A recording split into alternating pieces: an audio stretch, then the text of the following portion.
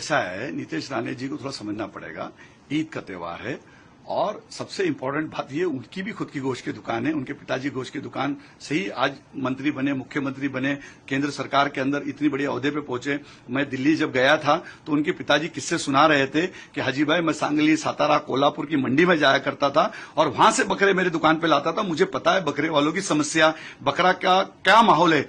उनकी खुद की होटल है चेंबूर में, जो उनकी माता जी के नाम पे होटल है, वहां पे बहुत अच्छा क्रैब मिलता है, अच्छी मच्छी मिलती है, मटन मसाला तो जोरदार मिलता है। तो नीतीश राणे जी, आपको समझना पड़ेगा। आप आपकी दुकान की तरफ, मटन की दुकान की तरफ देखिए, आपकी होटल की तरफ देखिए। आप कहते हैं कि कागज के ऊपर, वो बचपन में मेरे ख्याल से ज्यादा नाव चलाते थे, क्राफ्ट का उनका बहुत अच्छा होगा शौक, इसीलिए वो कागज उनसे से बहुत लगाव है।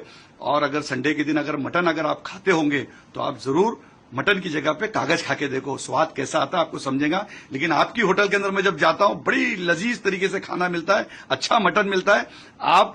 आपकी होटल में जाएंगे तो आप कहो कि एक डिश कागज का भी बनाए, और जो कागज का डिश में क्या स्वाद होता है उसका लोगों को भी मजा आएगा। ये सारी चीज होना चाहिए। कुछ ऐसी सपने देख के बातें नहीं करना चाहिए। आप एक मंत्री हो, इस खाते के मंत्री हो, इत्तेफाक से वो खाता उनके पास में, मत्स्य विभाग उनके पास में, बकरा, मुर्गी, मच्छी, पोल्ट्री पूरा विभाग उनके पास में, और वो इस तरीके से उन्होंने हमको सपोर्ट करना चाहिए। मैं नीतीश राणे जी से कहूंगा कि रास्ते में जो बकरे की गाड़ियां रुका रहे, हिंदू खाटिक भी बहुत परेशान है, धनगर समाज भी बहुत परेशान है, मुस्लिम समाज भी बहुत परेशान है। मुस्लिम कुरैशी पूछता है नीतीश राणे जी से, हिंदू खाटिक पूछता है कि हमारे लिए कौन खड़ा होगा।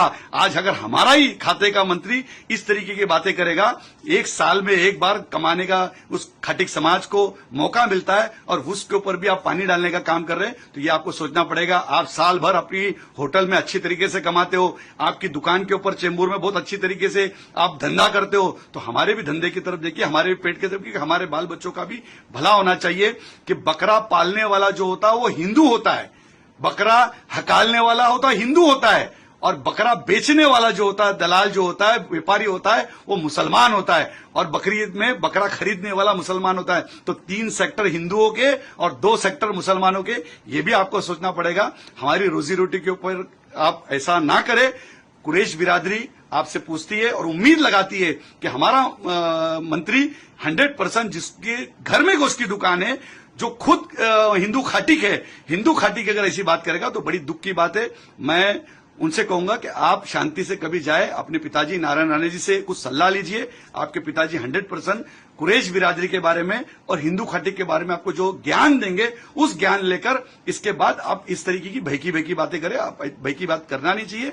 आप मंत्री बन गए, आमदार थे तब समझ में आता था, लेकिन आप दिन पे दिन उम्र होते जा रही है, आप बड़े हो रहे, बड़े ओहदे पे जा रहे, तो बड़े ओहदे पे जाने के बाद सबका ख्याल रखना चाहिए। सबका साथ, सबका विकास, सबका विश्वास आपको जीतना चाहिए।